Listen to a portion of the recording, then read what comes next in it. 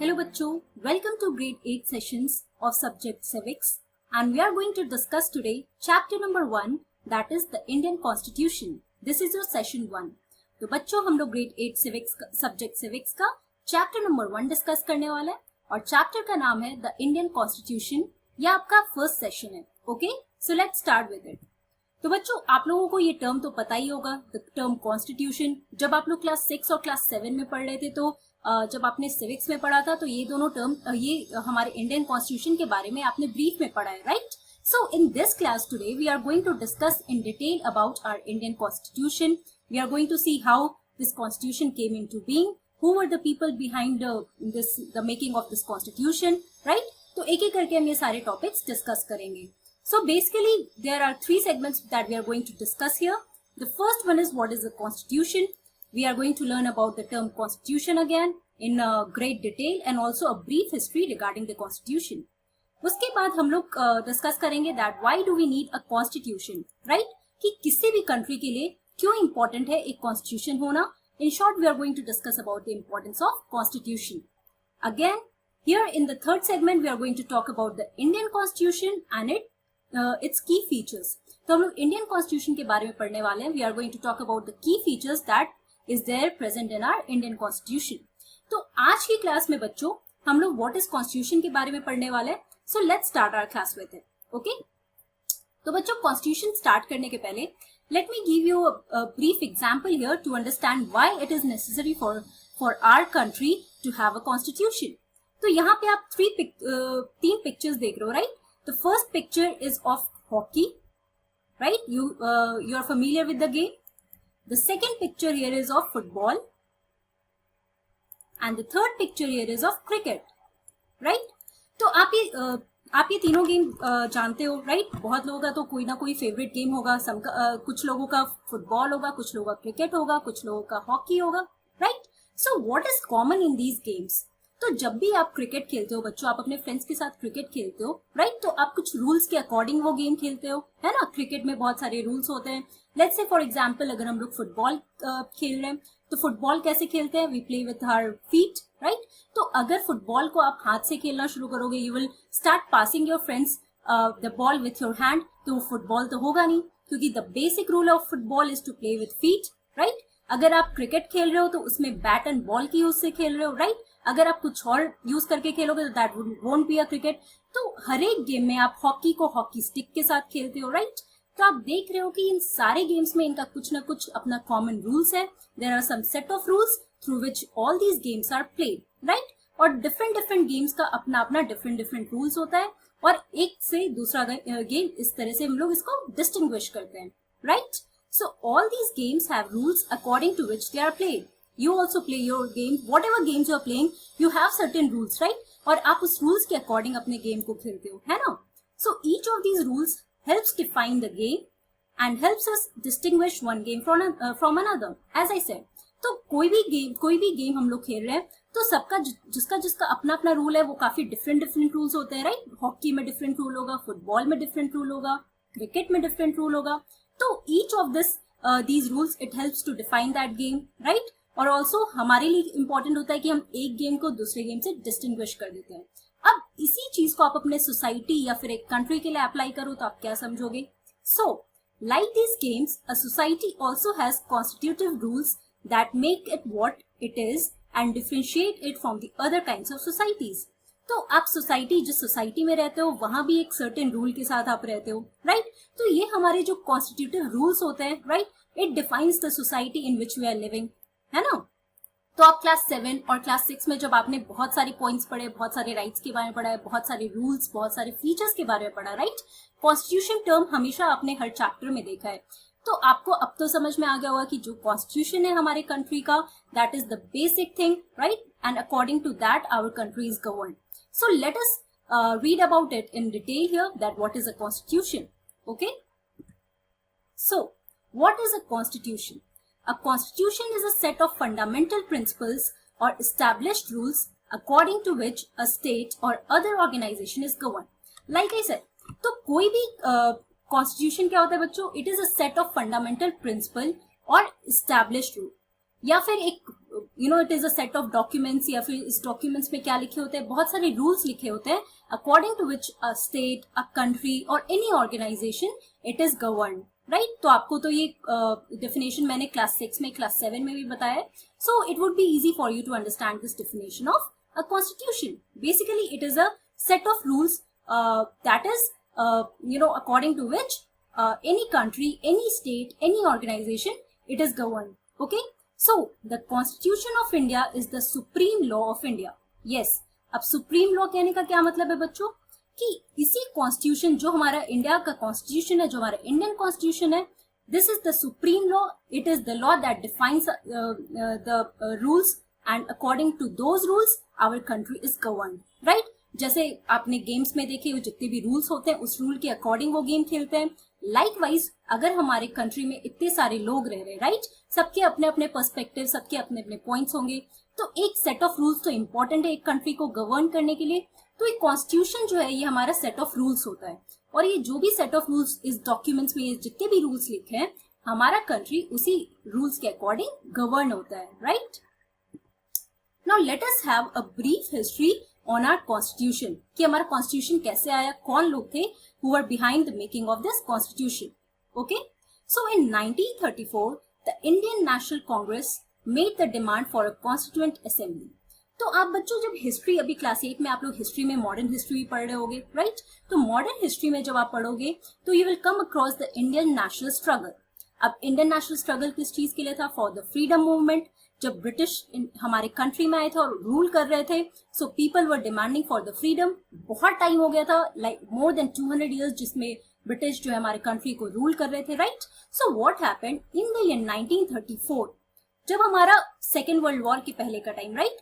तो इस टाइम पे जो इंडियन नेशनल कांग्रेस क्या था, तो उस टाइम पे इंडियन नेशनल कांग्रेस हमारा पार्टी था, the Indian party that used to it was used to govern the provincial places, right. तो हमारा इंडियन नेशनल कांग्रेस एक group of people were there, जैसे आज की डेट में आप डिफरेंट डिफरेंट पॉलिटिकल पार्टीज देखते हो, राइट. तो उस टाइम पे जो मेन पार्टी था वो था हमारा Indian National Congress. Okay, so it made the demand for a constituent assembly. अब कॉन्स्टिट्यूएंट असेंबली क्या है? This assembly was a group of people who were responsible for the making of our constitution, right. हम इसके बारे में भी पढ़ेंगे कि constituent assembly में कौन लोग थे और उनका क्या काम था, right. What was the working of this constituent assembly here? So, during the Second World War, this assertion for an independent constituent assembly formed only of Indians gained momentum, and this was convened in December 1946. तो क्या हुआ बच्चों कि जब हमारा second world war शुरू हुआ और ब्रिटेन उस वॉर में they were indulged in fighting, तो they wanted that Indians should take part in the second world war and help them to win, right. तो उसी टाइम पे इंडियंस ने भी फायदा उठाया. उन्होंने बोला कि हमें भी अगर आप फ्रीडम दोगे, हमारे कंट्री को फ्री करोगे, तभी हम लोग पार्टिसिपेट करेंगे, we will help you in winning, right. So this time they were fully asserting that they have to form a constituent assembly. Okay, so what happened, एक इंडिपेंडेंट कॉन्स्टिट्यूएंट असेंबली फॉर्म किया गया जिसमें सिर्फ Indians थे. Okay, so independent constituent assembly was formed only of Indians, right. तो British जो हमारे थे वो डिमांड कर रहे थे कि नहीं, हम लोग इंडियंस के साथ ब्रिटिश को भी रखेंगे, and you will have to combinely form the rules for your country. But Indians wanted that it should be only the Indian members who should be there in the constituent assembly, right. और ये कब बना था बच्चों? ये दिसंबर 1946 में बना था. ओके, जिसमें सिर्फ इंडियन मेंबर्स थे उस कॉन्स्टिट्यूएंट असेंबली में, and they started working on the constitution, and this is how our constitution was made. तो यहाँ पे आप देखो इस पिक्चर में बच्चों, ये कॉन्स्टिट्यूएंट असेंबली की फोटो है, जहाँ पे हमारे first prime minister that is Pandit Jawaharlal Nehru, आपको नाम भी पता होगा, राइट. तो he was giving he held an assembly where he was speaking. There was the first meeting here जहाँ पे ये लोग constituent assembly में सारे members के साथ he was addressing his the members of the constituent assembly. Okay, so what happened between December 1946 and November 1949? The constituent assembly drafted the constitution for independent India. Okay, तो अब आप time देखो, दिसंबर 1946 से लेके नवंबर 1949 तक, ये 3 साल के बीच में बच्चों, राइट, 1946 से 1949 ये 3 साल हो गए. तो इस 3 साल के बीच में the Constituent Assembly was formed and also they started drafting the constitution for independent India. Right? हमारे country को independence कब मिला था? 1947 में. Right? So what happened? People who were the members of this Constituent Assembly, they started drafting the constitution, and the set of rules were made according to which the country is still governed today. And we are going to learn the process in what were the major demands or what were the major concerns of the members जिन्होंने ये constituent assembly में जो ये थे और ये कैसे हमारे कॉन्स्टिट्यूशन को इन्होंने बनाया. Okay, the constitution of India came into force on 26th January 1950. Since then, the day is celebrated as Republic Day. Right? Now you understand the importance of Republic Day here. कि आप हमेशा Republic Day कब मनाते हो? 26 जनवरी को मनाते हो, right? तो हमारा Constitution किस दिन फोर्स में आया, किस दिन ये लागू हुआ? So it was on 26 January 1950. Now you should remember all these dates because it is important for you कि आपको ये सारे dates और ये सारे terms जितने भी सबके बारे में पता होना चाहिए, right? और 26 जनवरी को इसी दिन हम लोग हमेशा we celebrate this day as Republic Day, right? Now again this is a picture of your Constituent Assembly here and people are discussing. तो आप देख रहे हो कि सिर्फ ये एक दिन या 2 दिन की बात नहीं है, ये 3 साल लगा, right? After 150 years of being ruled by the Britishers, finally they were given a chance to make their own constitution for independent India. और ये बहुत सोच समझकर, काफी सोच समझकर सारे मेंबर्स ने बहुत डिसीजंस लिए हैं, बहुत इंपॉर्टेंट डिसीजंस लिए. For whom? For the citizen of this country. And today we are being ruled. हमारा जो कंट्री है इस कॉन्स्टिट्यूशन में जितने भी रूल्स दिए हैं उसके अकॉर्डिंग ही वर्क करता है. Right? Now you are getting the importance of this constitution here. Now you imagine a world जहाँ पे हमारे कंट्री में अगर ये कॉन्स्टिट्यूशन, अगर ये लॉज नहीं बने होते तो हमारे कंट्री में कितना क्योस होता, राइट? कितने प्रॉब्लम्स होंगे. और बच्चों, जब हम लोग कॉन्स्टिट्यूशन की बात कर रहे हैं, one more important thing that you should no is preamble. Again preamble के बारे में भी मैंने आपको क्लास 6 में, क्लास 7 में आपने प्रीएम्बल के बारे में पढ़ा था. This is the first page of our constitution and the most important page, right? ये हमारे कॉन्स्टिट्यूशन का आप बोलो तो एक फाउंडेशन है. Now let me read to you this preamble, that is the first page of our constitution. तो आप कोई भी एनसीईआरटी बुक खोलोगे, the most important the first page आप क्या देखोगे? आप हमेशा नोटिस करना बच्चों, आप प्रीएम्बल देखोगे.